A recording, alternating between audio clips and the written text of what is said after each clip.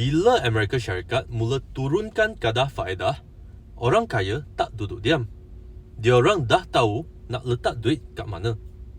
Kenapa turun faedah?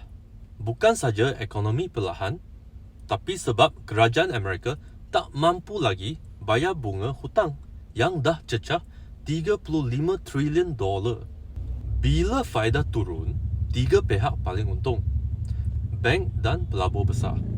Kos pinjaman murah. Kerajaan jimat bayar faedah. Tiga, syarikat besar. Mereka boleh pinjam dan berkembang dengan lebih agresif. Jadi duit mereka ke mana? Ada tiga jenis aset yang orang kaya tengah all in sekarang ni. Satu, aset perlindungan nilai. Emas, perak. Sebab duit makin tak bernilai. Dua, aset pendapatan. REIT, saham utility dan saham yang dividen tinggi. Duit masuk konsisten.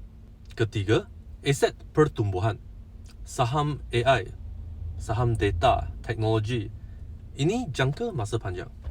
Kalau orang kaya dah mula susun aset, kita pun kena mula fikir, duit kita nak letak kat mana? Turun kadar faedah adalah masa terbaik untuk mula belajar melabur.